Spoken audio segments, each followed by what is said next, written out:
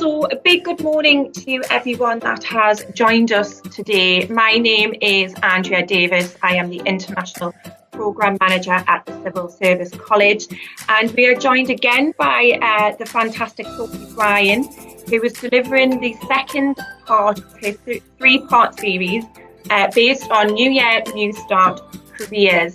So it was last month that Sophie delivered a New Year, New Start on health.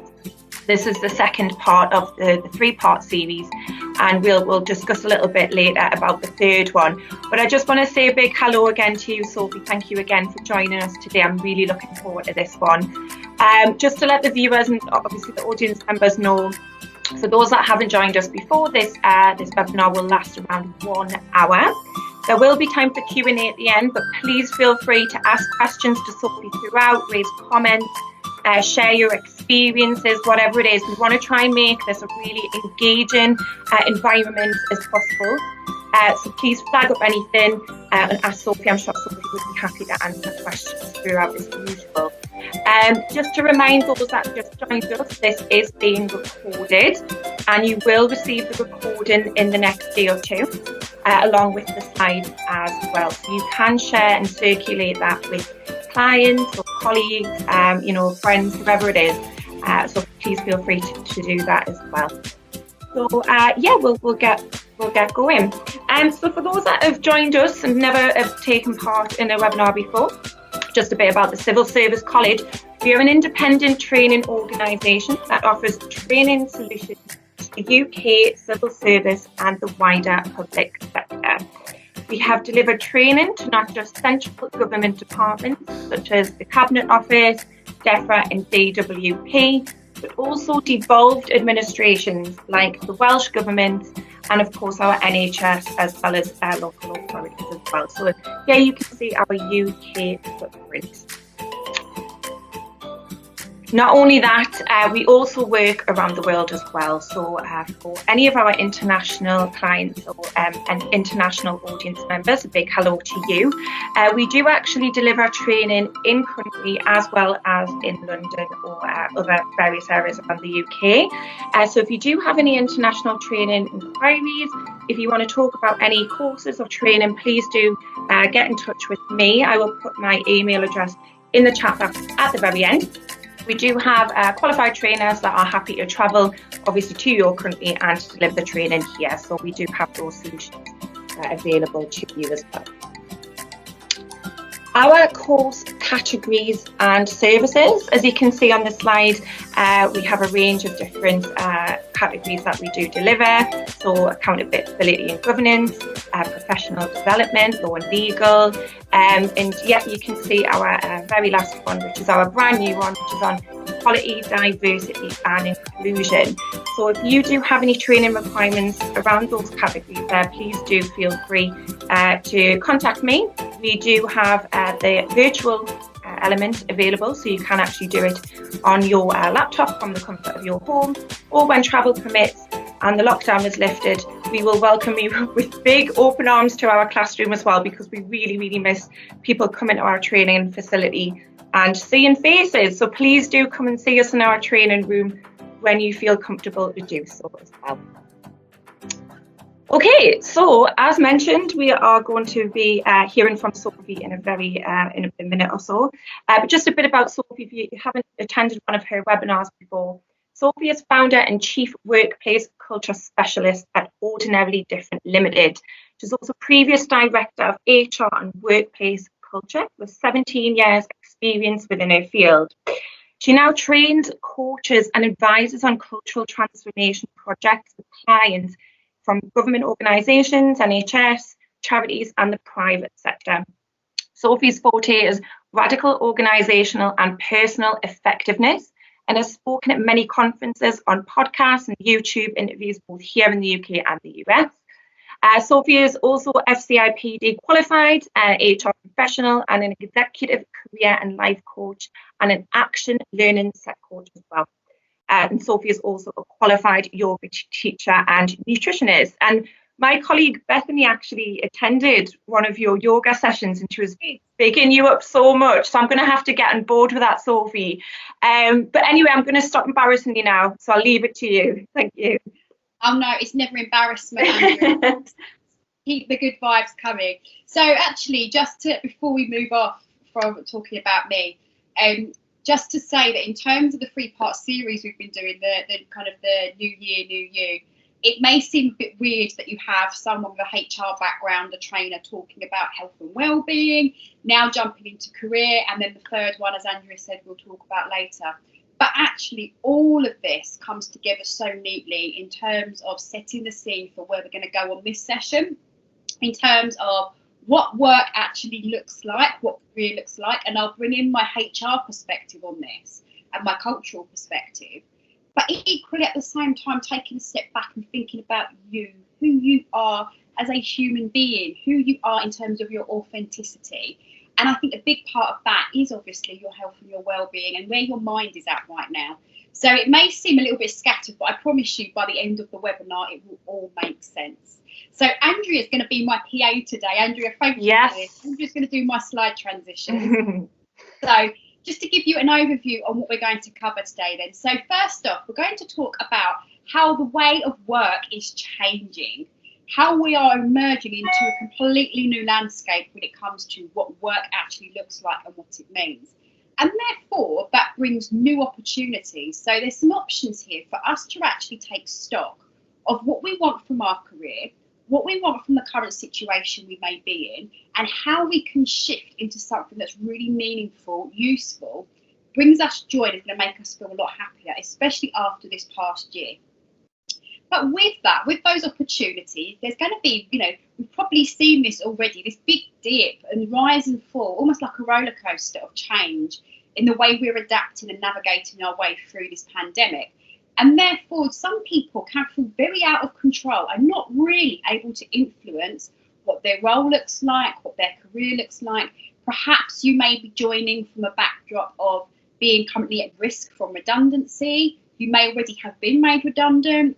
You may be furloughed. So we're going to bring all of that together, and I'm going to give you some really useful coaching questions to help you navigate through this control and influence. So that by the time we come to the next section, which is about personal brand, you can really start thinking about who you are, what you want. And instead of coming from a place of my organisation is controlling my career, and actually sometimes it feels like you're being done to, especially if you've experienced restructuring or redundancy. So turning that up a little bit and really putting yourself in the driving seat in terms of who you are and what you want from your career is going to be a big part of this webinar. Then I'm just going to touch on some small career fundamentals. Now, when I talk about these things I'm going to share with you, I'm not talking about how to write a great CV, how to have an excellent interview. That can probably all come in a different webinar, Andrea. We might have to put that aside and think about that as an idea. But that won't be in this webinar, because what I want to do is to be able to touch all of you with some information that's useful, rather than me focusing just on, okay, if you've been made redundant, this is what you might like to do. If you're at risk of restructure, I want to try and create something that's universally applicable. So that's where I've honed in on these career fundamentals that will apply to you no matter where you are and what your situation is. And then I've also got a free downloadable as well on my website, which I'm going to share with you the details of if you wanted it, to go away and help you craft some more of the themes that we've spoken about. So that's what we're going to cover. But one more thing before we start getting into the detail of it is that for most, I'm guessing most of you are in the UK. At the minute, it's half term for most children in the UK. For my daughter, she's got a slightly alternative education. She belongs to a Montessori school, and therefore she's currently online at the minute. So if for any reason my Wi-Fi dips out, because we're both sharing the Wi-Fi band, I will leave you in Andrea's capable hand. No pressure. No pressure. Try and bring it. You'll do a fabulous job, Andrea. I might have out of a job, actually. So if for any reason I disappeared, that will be the reason why. And as soon as my Wi-Fi kicks back in, I will come back. But fingers crossed, we should be okay for the next 50 minutes. Okay, so let's jump into it then. So Andrea, would you mind moving me on one more slide, please? Perfect. Okay, so what brought you here? So I just want you to have a think and perhaps even jot down in the chat for me, what attracted you to come to this session around career? Is it because your career is being shifted for you at the minute? Is it because you are shifting your own career? Is it because you want to move upwards in your organisation? Do you want to move sideways into something different in your organisation? Do you want to experience something completely different? So I'd really like to know if you could just drop me down quickly in the chat box. Just 1 or 2 words. It hasn't got to be a lengthy sentence, but just give me a feel for what brought you here. And I will share with you while you're doing that what brought me here and the work that I've been doing with Andrea to suggest why we might do this career webinar. Is that, as Andrea outlined at the very beginning, I was a director of HR and workplace culture in the social housing sector, and I've been doing various heads of roles and HR director roles for around 5 years or so. And I had kind of tricked myself into believing that when I started my HR career, I had to be a HR business partner, then I had to be a head of service or a HR manager, and then I had to be a director. And that was for me the big shining beacon of success. That's when I knew I'd hit the career successful box. And actually, following that career path, as the higher I got up, the more my levels of joy diminished. The more my passion for the subjects in which I was working with completely diminished. And so what I want to talk to you here today, and I'll look at your comments shortly, is around you finding that joy in your career. And if something isn't sitting with you right now that you think, oh, do you know what, I wish I could just tweak that, or I wish I could just do that differently, then I'm hoping with some of these tools today, you're going to find that space. So let's have a quick look then and see what you've said. The chat has just been scrolling through. Yeah, I'm having to scroll up to get to the first one. Wow, it's crazy. Okay, so Kim has said, been in the civil service for a year and my plan was to move up, so working on getting a new role. Okay, so Kim is looking for an upwards move. Selena has said no career opportunities where she is. So Selena, it might be somewhere outside of where you are. Ian has said, want to take stock and design what's next. Oh, I love that. Design what's next. Well, I hope this webinar helps you with that design work. Gillian says, thinking of a new role after 2 years, being in her role for over 2 years in her current post. Okay, so for you, Gillian, I guess it's surveying the options then. Della has said relocating, so looking to reconsider working options. So there's going to be plenty for you on that. I won't keep going all the way through. But just so I can get a bit of a feel for it, it looks like most of you are looking for new roles. Total career change, love that, Barbara, excellent. Bethany has said that she's recently been promoted and so she's transitioning into a new role. And Claire has said working with young people who are experiencing uncertainty and change. Well, that's a great space to step into. You've got some thumbs up coming up there, Claire. And Adele has said stop imposter syndrome. Well, we'll try and work on that, Adele, as we go through this session. So Andrea, would you mind moving me on? Yeah. Okay, so I unashamedly stole this from LinkedIn. I saw this and I thought, wow, doesn't this just really bring to mind the way we have been indoctrinated to believe that this is what a successful career is? That we go to college or we get some kind of qualification, whether it be from an apprenticeship, whether it be from university, but we have something as a backing to start our career off with. Then we get a job in a big company and we're like, yes, I've made it into a big company, big brand, especially working in the civil service, very big names, very big organisations there. Work really hard. What's work really hard? Give your all to this particular role. Then you get promoted because you've worked really hard.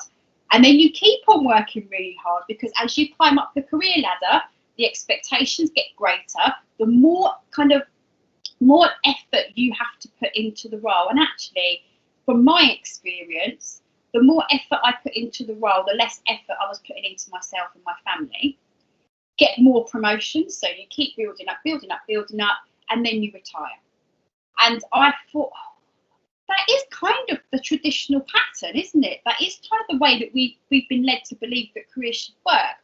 And I'm hoping that by the end of this, there might be some stock that's taking stock. Ian said this, take stock and sit back and just question whether that is really what you want. And if you do really want that, then absolute kudos to you and well done for you for having that ability to keep going and keep climbing. So that might be 50% of the audience, and 50% of the audience might also be, actually, I'm not sure this is for me and I want to see what else there is out there. So we're going to look at this in a wider context today. So if you wouldn't mind moving me on, Andrea, thank you. Let's look at what's happening in the workplace then. So take a look at the photograph of what the workplace was like in the 1960s. So Andrea, what do you notice in this photograph? It's full of males, from what I can see. I can see one lady. Everyone's just basically sat like robots at desks. Yeah. And then let's take a look then at the 2020 pre-corona. So this photograph was taken just before the coronavirus happened. What similarities are there between the 1960s and the 2020s?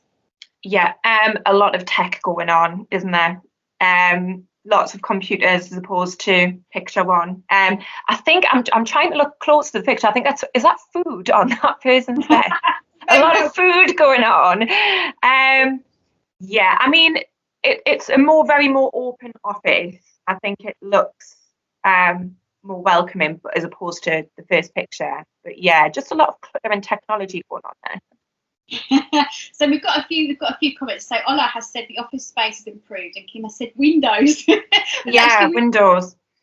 Okay, so if we look at how people are seated, we've still got these same long banks of desks, and we've still got people sitting in rows. Now, both of these, the 1960s and the 1920s, in terms of the workplace layout, is pretty much the same. We've got technology. We might have some food or something. It's like all kinds of stuff going on that side. Yeah. We might have some more women in the workplace as well. But actually, if we were to look at the desks and the layout, it's pretty much the same. And so we really, in the way that we are working at the minute, hasn't really evolved much since the industrial era, since the way that we were kind of first taught, going back to the Victorian era. When we were at school, we would sit in desks and we would face the front, and there'd be the teacher with her blackboard. When we look at education today, that's still very much the same. And when we look at the workplace, it's also very much the same. So actually now coronavirus has come along and has kind of shaped this up a little bit, because no one's in the workplace now. Very little people are in the workplace.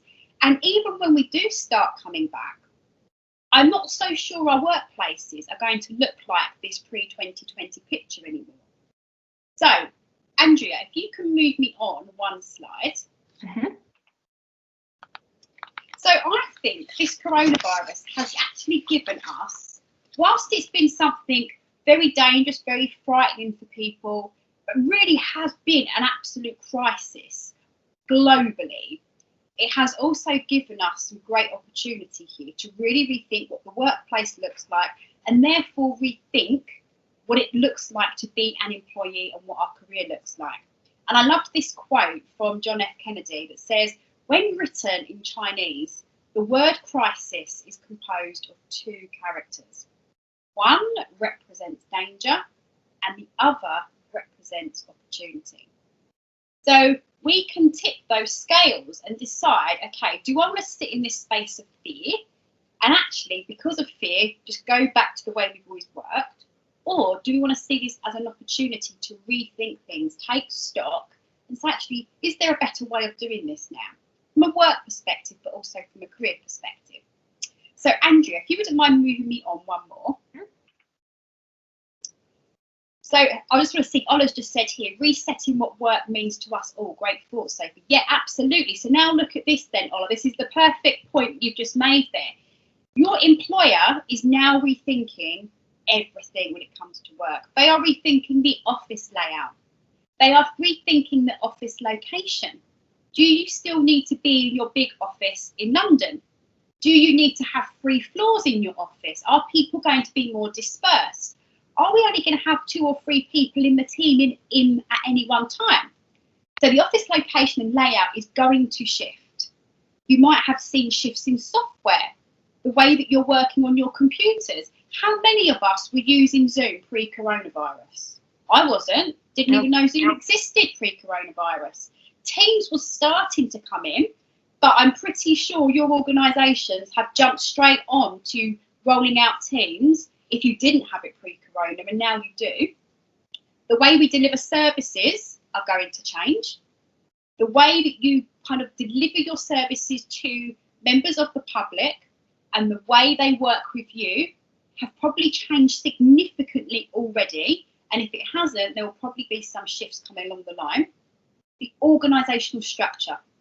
So lots of organisations have had redundancies. They've had lots of people put on furlough.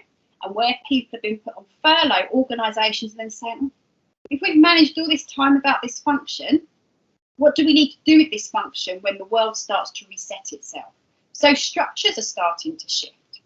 There may be changes in leadership, and actually there's a big call for us to change our leadership style now and shift to more of a working in a more autonomous and trusting way and less presenteeism than the way we was working when we was all physically in the workplace.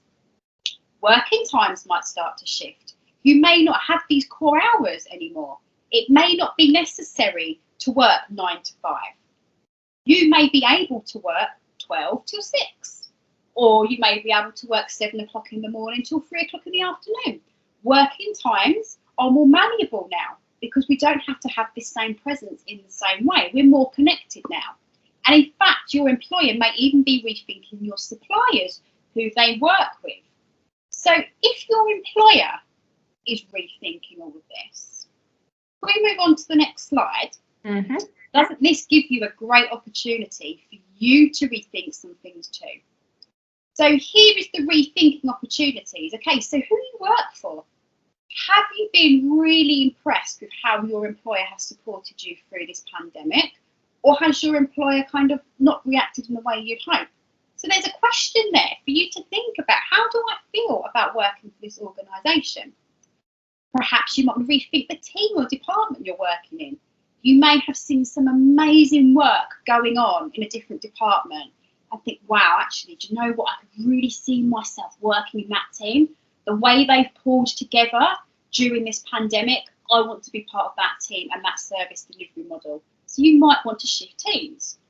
You might have actually decided there are areas of work that you really enjoy, and there are areas of your work that you think, oh, do you know what? I can't believe I've got to roll out of bed this morning, turn my laptop on, and I've got to sit here and do this because it's just not setting my heart on fire.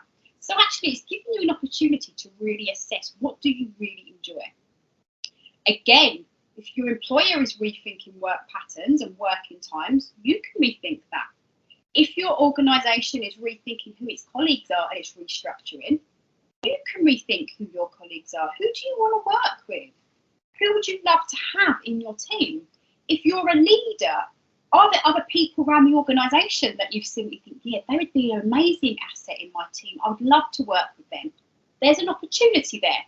And Ola has said, so this means leaders need to trust their workers without eyeballing them in the office. Wow, yes, absolutely, Ola. So if we are rethinking the workplace, all of this stuff has got to shift. You might want to rethink your work location. We now have the ability to work from anywhere. I could be dialing into this webinar and calling you from Australia. I might be a bit tired if I was, but we have this ability to now work from any location. I know this sounds silly, this next point about opportunities to rethink what we wear, but there's a big piece, and we'll talk about this in a minute when it comes to your personal brand, around how we are told we have to dress in the workplace and what is suitable wear in the workplace. But we're not in the workplace anymore. What choices do we have around how we show up? You've got opportunities to think about how you communicate. You may not necessarily have to have all those long meetings anymore. You can have separate conversations on Teams or dialogue through the chat. there's opportunities for you to think about, if I really love communicating in this way, such as I do when it comes to delivering webinars, how can I bring more of that into my role, more of that into my career? Opportunities to rethink childcare. Perhaps you've worked really well having your children at home. Perhaps your child hasn't been to nursery and you've actually figured out how you can work while still having your child in the background. Maybe there's some opportunities there for some really great flexibility moving forward in your career. Opportunities to rethink your health and fitness. So how many times have you now been able to fit in a workout because you aren't commuting? You've been able to do perhaps some yoga in the morning or some mindfulness because you've not had to jump on the train and commute into London. So now, if we start to go back to that way of working, how are we going to feel from a health perspective? It's great learning and development opportunities. What could you be learning more of? What have you really enjoyed learning during this time? Opportunities to expand your network. So just look at this. Look down the meeting chat already. This is a great networking opportunity. For all of you to say, oh, do you know what? Talking to Ola, looking at Ola's comments, I really like Ola's comments. So I'm going to take a note of Ola's name and I'm going to contact her on LinkedIn. So all these great opportunities for networking are now really coming to the fore. And then my last 2 points around pursuing that new thing as a career. Well, perhaps you've really got into a new hobby. You've really enjoyed this new hobby and that's your thing. But actually those things could start to become part of your career or become part of a side hustle, which I'm going to talk to you about a little bit later on. And then again, my last point, opportunity to rethink what really makes you happy. And so we're going to spend this happiness, this joy piece is going to be a theme now as we go through the rest of this webinar, focusing on your career. Okay, Andrea, would you mind moving me on one? So control and influence then. It's really easy, I think, at this moment in time to feel very much out of control. So sitting in that purple box, that central core box. I think with coronavirus and being told that we can't go out, we can't see our family members, we can't work in the same way we've been used to, then it starts to make us feel like, what actually have we got some decisions over them? So if we look at these circles, we have the circle of concern. So our big blue one is actually the circle where we're very concerned. We don't have a lot of control over what we do. Let's take, for example, a great opportunity here with circle of concern would be you can't have any influence over the weather. It snowed like 2 or 3 days ago. You have no influence over that whatsoever. So your circle of concern is a space where you cannot shift anything. Your yellow circle is your circle of influence. So you may not feel directly in control of it, but you do have some influence over it. So let's say, for example, you have written a report, but you're not taking it to board, somebody else is. So you've had some influence over what gets said because you produced the report, but actually how that's presented is no longer in your control. And then we've got the purple one, which is your circle of control. So this feeling of, I can't go out, I can't do these things, I can't see people in the same way, but actually there are some things you can control in that situation. And what you can control in that situation, in that purple piece, is you taking the control back and saying, okay, I can control my mindset and how I see these things. So I was going to quickly dip back into the chat because there's lots and lots of comments now. So Selena said, I found that I have spent more time working now that it has come into my home. There appears to be less me time and less quality time with my family. I need to change this. Absolutely, Selena. And actually, it's a really difficult thing now to step away from work because it's so accessible. Andrew, you're nodding, so I'm guessing you must feel something quite similar in that our laptops are here and I'm in my study, and the only thing that separates me from being at work and not being at work is whether this laptop lid is open or not. How do you feel about that, Andrea? On a personal preference, I actually feel like I get a lot more work done from home. I think it's just due to a range of factors. Just, I have, say, an hour's commute into work every day when I'm back in the office. And usually when you've got that long of a commute, you're quite tired, you feel a little bit fatigued and so on. But obviously having working from home, I looked at it was my health app on my phone the other day, and it said that I'd only walked 94 steps in a full day. I couldn't believe it. And it was just, that was the reality of, I'm literally, I work here, I eat here, and I see the same faces. And given it's lockdown, it can't be helped, but yeah, I kind of see where Selena's coming from, definitely. Yeah, absolutely. And Gillian has also echoed that. And in fact, you've got a heart as well, which is lovely. So Gillian is saying that she is exactly the same on that front. So if we move over onto the next slide, here's a few things that might help with this. Now, I'm not going to read through every single one of these questions because it's going to be far too lengthy for me to talk you through all of them.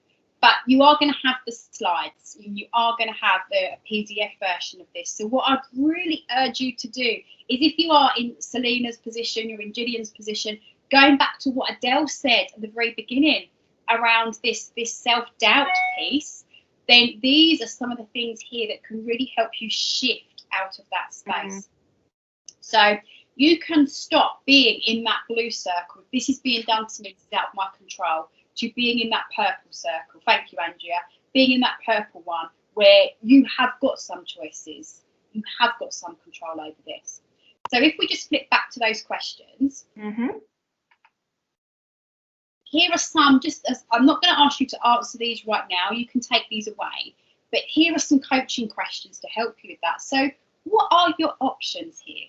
What are your options when it comes to you're spending too much time working and not enough time in your personal life? Well, what are the options that you have to change that? Are there people who can help you? Are there people who you can talk to? Are there people who are managing this really, really well and are really strict around when their working time is and when their personal time is? What could you be grateful for about this situation? So here's just an example of some questions that will really help you shift from being in this space of this has got control of me to I now want to be in control of it. So then that puts you in a great space for us then to start talking about how you can grow your career and own your career, and you're in control of your career because you're in control of your work. So Andrea, if you wouldn't mind moving me on one more. And Kim, just to say, I've seen your point and I'm going to come back to it because I've got something to share with you. Kim has said, I don't have 2 hours travel per day. Plus side is it's cheaper. Financially, downside, no wind down time. Yeah, so I think that was in response to what I was saying about the commuting and whatnot. So I'm gonna come back to that. I've got something for you on that a little bit later. Great. So could now be the perfect time then for you to really start taking control of your career, to really own it, take stock, and make some changes in terms of how you feel about your work.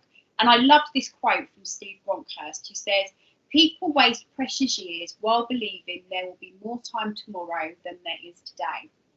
Today is the perfect day to accept and develop our gifts and our talents. So I find often, especially when I'm coaching, that people say to me, but now isn't the right time. We're about to hit a recession, work, is very difficult to come by. And I often think, actually, well, if it's not today, when is it?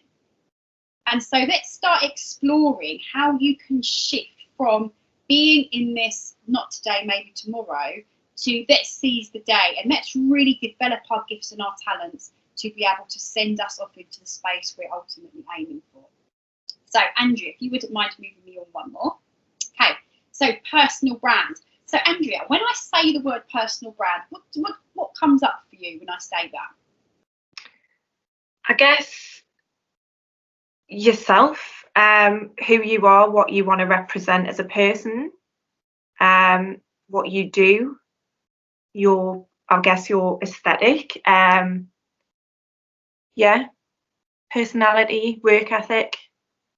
It's your everything, isn't it? Yeah. Everything about, kind of bundled up into one. So if we move on to the next slide, I've kind of broken it down for you in terms of a career perspective. So your personal brand is your why. Why do you do what you do? What's your purpose? What's your calling? What are you passionate about? Perhaps you're really passionate about the actual organisation that you work for, or perhaps you're really passionate about the job and the service that you provide. But what's your why? And so I'd urge you all to really think about, why do you do the job you do, and why have you chosen that job? And go back to your central purpose in terms of why are you there and what do you believe in, and making sure those two things stay in perfect alignment with each other. Then we've got your values. So what are your values? What are those things that are absolute non-negotiables for you in terms of ethics, in terms of your beliefs, in terms of the way you see the world? What are your core values? Then we've got your strengths and what you enjoy. So when are you in a state of flow? So just in the chat, just drop down for me. When do you find yourself doing something where you are so immersed in it that you have no idea what the time is? You have no idea what's going on behind you. Conversations could be happening behind you and you have no idea what's been said because you are so immersed in that state of flow. So just drop down for me in the chat box. When are you in that state of flow? Tell your story as part of your personal brand. What is your story? What brought you here? What made you choose that career in the first place? There's always something really compelling around how you came to that career choice in the first place. And I think it's really nice to take a step back and go, oh, I didn't realise actually, but as a child, I guess I was always destined to do this kind of thing. So think about your story. Align your CV to who you are. So I've been doing some work with Civil Service College actually, and I was working with the Ministry of Defence on careers, CVs, interviewing. And one of the things we spoke about in that training session was really bespoking your CV to represent who you are. So if you are applying for new roles, you're going to have a job description and a person spec, and obviously within the civil service, particularly in the UK, you have success profiles as well. So putting all that together and really adapting and tailoring your CV so that it tells your story, it tells your strengths, it tells when you're in a state of flow, it talks about your values, it's clear on your why. And look, I can see some of these states of flows coming through here. So Kim has said, juggling 2 deputy directors' calendars, she's excellent at organising. Isn't that a wonderful thing to be in a flow with? Then we've got Barbara saying big thinking. So when she's really in this zone of kind of creation and design. Bethany has said managing courses and in client experience service, which is wonderful, Bethany, given that your service, you are part of the organisation, Civil Service College. It's great to know that's when you're in a state of flow. And Della has said, whenever I'm feeling valued for what I'm doing. So that transaction of getting something back. And Selena has said, when there's a new challenge to get my teeth stuck into. So I guess for you, the challenge is the big thing. Andrea, what's it for you when we talk exactly about what Selena just said? When there's a new challenge, I like to keep things mixed up and varied. It's what keeps the job really exciting. I think that was part of my role as program/project lead. You always get given different projects to working on, and that's what gives me a buzz. In client, what Bethany said, client experience as well. I love talking and working with people. And if I didn't have any element of that in my role, I mean, yeah, it just wouldn't be for me at all. Yeah.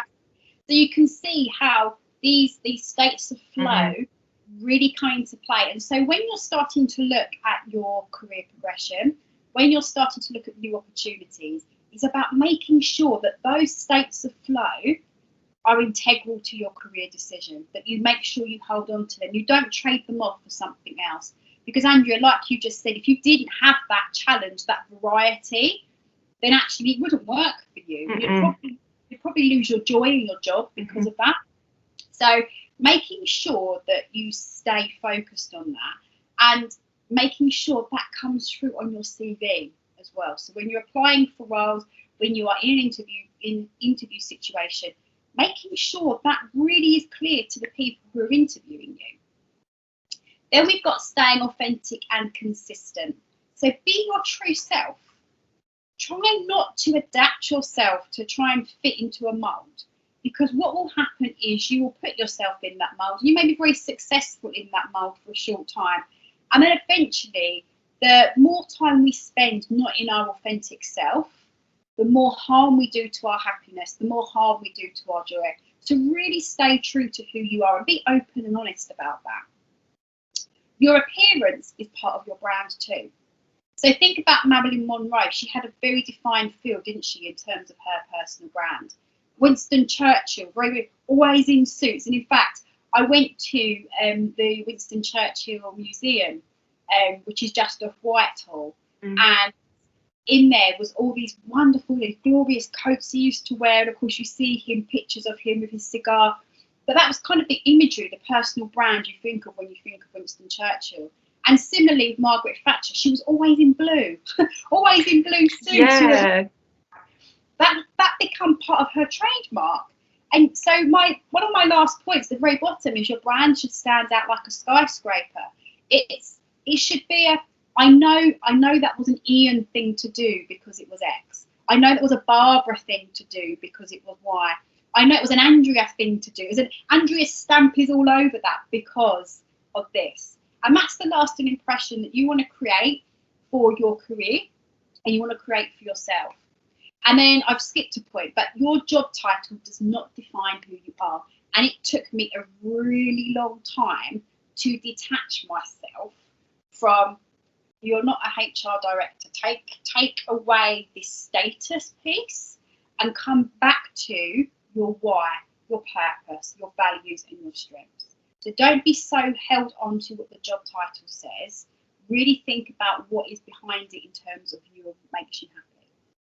So let's then move on to the career fundamentals then. We're going to take a whistle-stop tour. Now, I look at this picture now. Andrea, how does this photograph make you feel when you see this picture? Really weird. It's like I guess it's like a call centre, ghost town type of feel of it. I'm guessing that's what most offices are like right this second. Yes, exactly. So looking at that now for me, and I used to be in organisations working with their staff and working with their leaders in organisations that looked exactly like this. And now I look at this image and my codes tell a little bit. I'm like, oh. Yeah, it's Oliver said spaceship. It does almost look like that, doesn't it? So going and aliens, Barbara said aliens, love that. So going back to the career fundamentals, okay, we really want to know your why. Think about your why. Think about what is it you're doing, what are you passionate about? So really invest in understanding your personal brand. So once you finish this webinar, go back to that personal brand slide and start going, okay, so what is my why? Write a sentence about it. What are your values? Write that out. What are your strengths? Write that out. So really bring those into your career. Then we've got coach or mentor. So perhaps there's somebody available to you in your organisation that you could tap into as a mentor. So perhaps, I know some of you were looking to progress upwards. So why not reach out to those people and ask them if you can have some kind of mentoring conversation with them. And so, I'm looking to move upwards in this space. What do you think is really important for me in terms of progressing my career?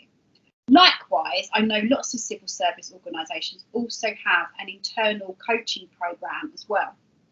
So reach out into your internal coaching programme as well and see if there is a coach who can help you with understanding some of these things. Follow relevant channels on social media. So perhaps there are certain departments who are very active in terms of social media, and that might be the department you want to move into.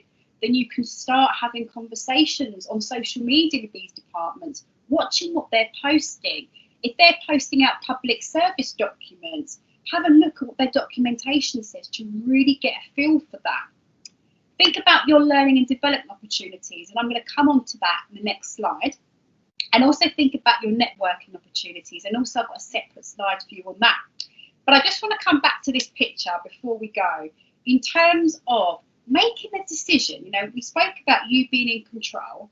Make a decision about how you want to work as well. So this isn't just about the job. This is about how you want to work moving forward. If you want to go back into an environment that looks like this, then wonderful, because I'm sure there'll probably still be some organisations that look like that.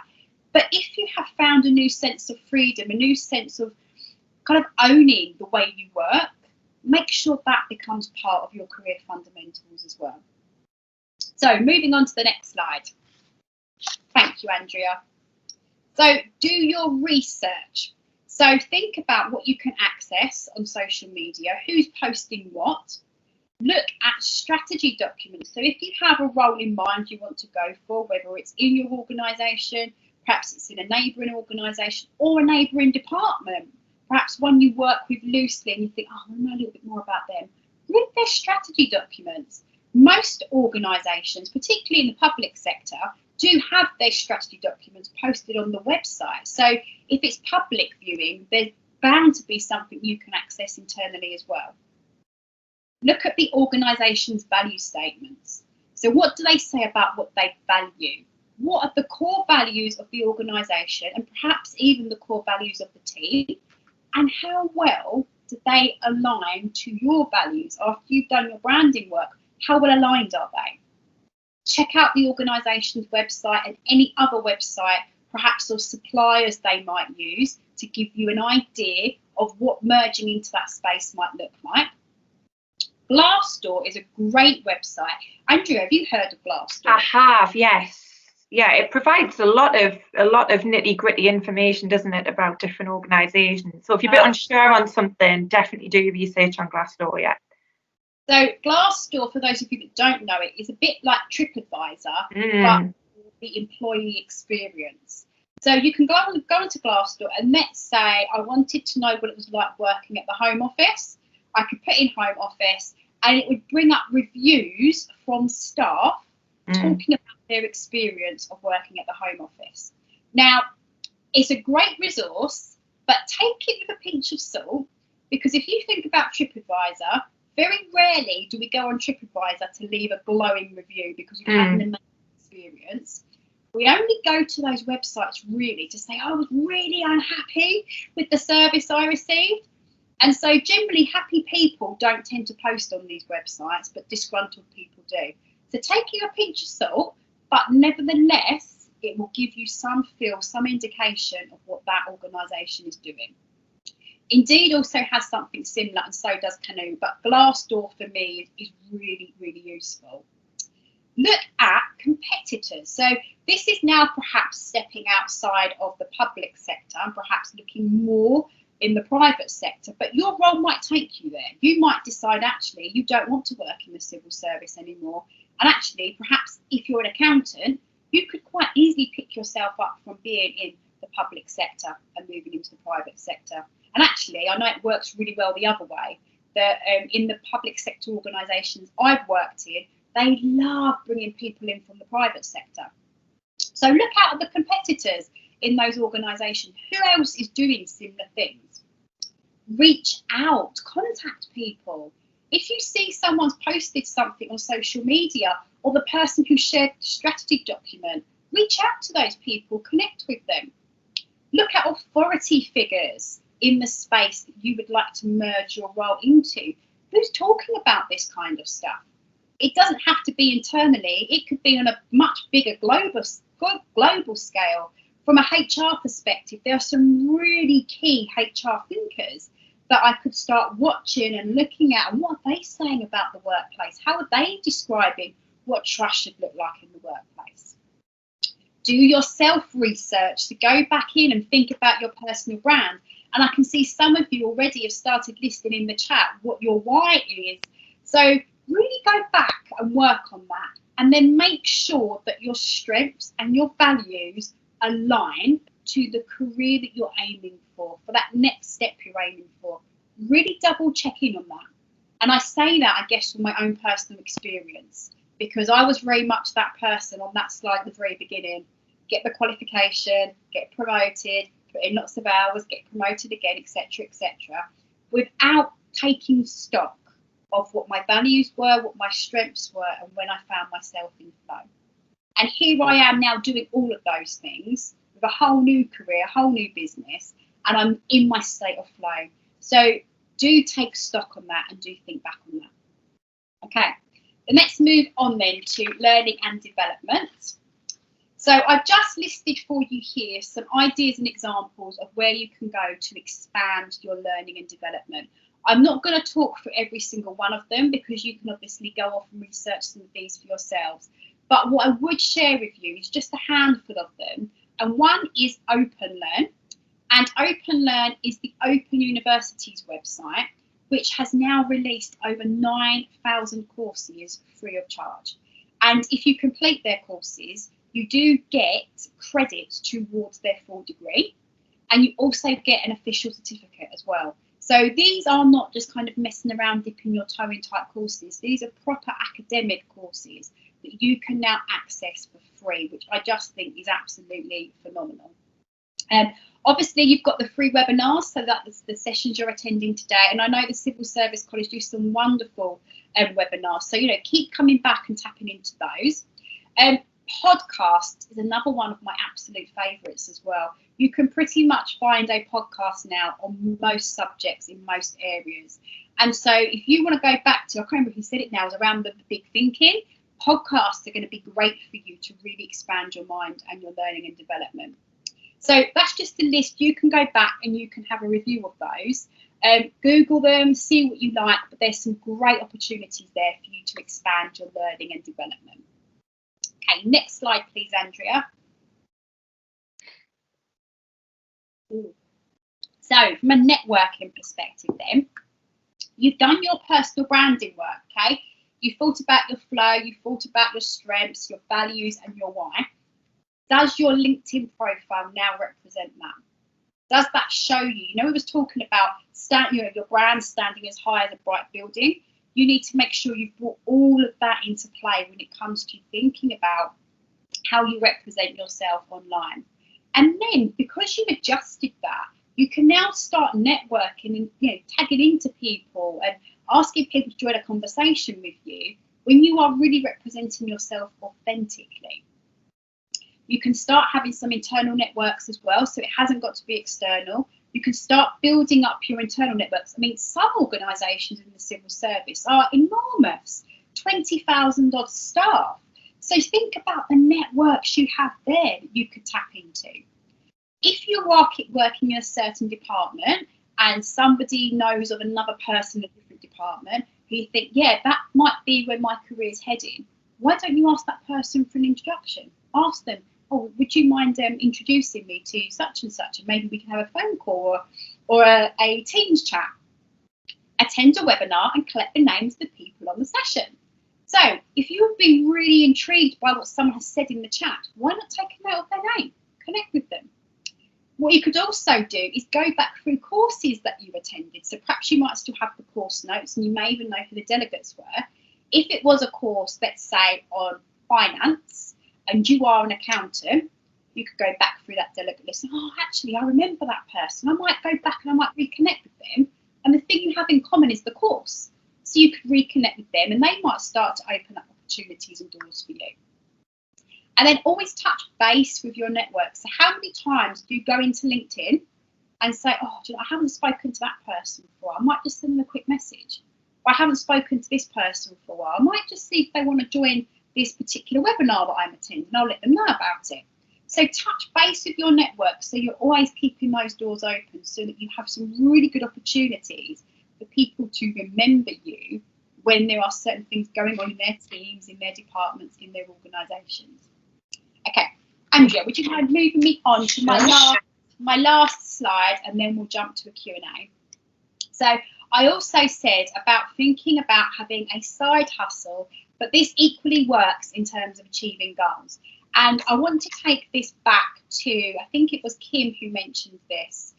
I'm not going to scroll back through the chat, so Kim, I apologise if it wasn't you, but this piece around running out of time and managing that home work-life balance, and actually how do you have enough time to be able to work on your, it was Kim, how do you have enough time to be able to work on your career whilst you're so busy doing the doing? And this is where I think you can side hustle it. So instead of watching Netflix, make a decision that actually tonight I'm going to go and do an Openlearn course. Make a decision that tonight I'm going to listen to a podcast or an audiobook. So it's just about half an hour you would have spent watching TV, turn it into something else. Do your commute. So one of you mentioned, again, this commute of you not having to do the 2 hours into London or the 2 hours back out of London, etc., etc. Or you could do something with that time. Those 2 hours could be spent on doing your research, on updating your CV, on reaching out, on signing up for webinars, on connecting with people. So you can use your commute for that, and you could use your commute time for your learning and development as well. So almost imagine you're getting up and getting on the train or getting in the car, but instead actually you're doing the thing that's really important. Perhaps you could even set aside a certain amount of hours for, I don't know, perhaps 1 hour a week. You could set aside to say, right, this could be my research hour, or this could be my networking hour. Friday afternoons at 3:30, the last hour of the week is going to be that time where you get to invest in you, get to invest in working on your career, which comes back to that point around spending so much time doing the work and not enough time on me. Well, if you commit to that time, put it in your diary. It only has to be an hour a week. You'll start to see something start to shift. Or later on a Friday afternoon. So Barbara said, booking time in your diary to plan your career. I've put a 1 hour slot every week later on a Friday afternoon. Absolutely. Make that commitment, because it may feel like a really small amount of time initially, but if you think you're investing 1 hour in your career every single week, building it up, you are going to end up somewhere where not only have you got the habit now, but you've also made some progress, rather than just keep thinking, oh yeah, well, I'll change that when I've got time. So equally, to free up the time, you could get up earlier. And one thing that I love doing is I love setting 3 really small, tiny goals a week. They haven't got to be huge. It could just be, I haven't spoken to Andrea for a while, so I need to make a phone call to Andrea. Bethany mentioned something to me a few months back about running a course for Civil Service College. I haven't tapped into Bethany for a while, so maybe I'll catch up with her too. And there's a webinar I want to do that's half an hour, and I'm going to do that. That's my 3 goals. But each one is adding into your career development pot. So very last slide then is just to know what has been useful for you from this webinar. So jot down for me in the chat. I will keep talking whilst you're jotting that down, but for all of us here at Civil Service College, we love to know what's been useful for you. Yeah, so, and it's a absolutely. really quick way of us to know, isn't it, Andrea? Please just shoot in some words or a couple of sentences, whatever it is, just to what are you going to take from today? What have you learned? Maybe you've been enlightened by something Sophie's mentioned, or maybe something Sophie's done, because Sophie, you've got a fantastic CV yourself. Any questions in there, please feel free to just pop in whatever comes into your head. It's coming through thick and fast. They are. So we have got Kim said motivation. Delia said taking control. Yeah, absolutely. You're in the driving seat on this. Hope for the future. Sorry, Andrea. Hope for the future. I like that one. Yeah, very positive. Better focus, personal brand, 3 small goals a week.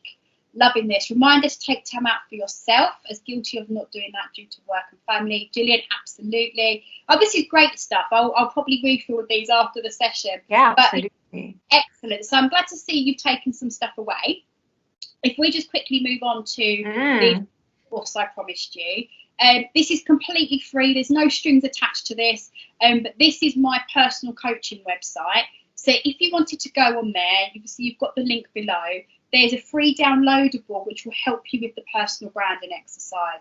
It will give you an opportunity to kind of weigh up and scale things in terms of areas you might want to focus on, and will really help you get that laser beam in terms of what your personal brand might look like. So that's from me.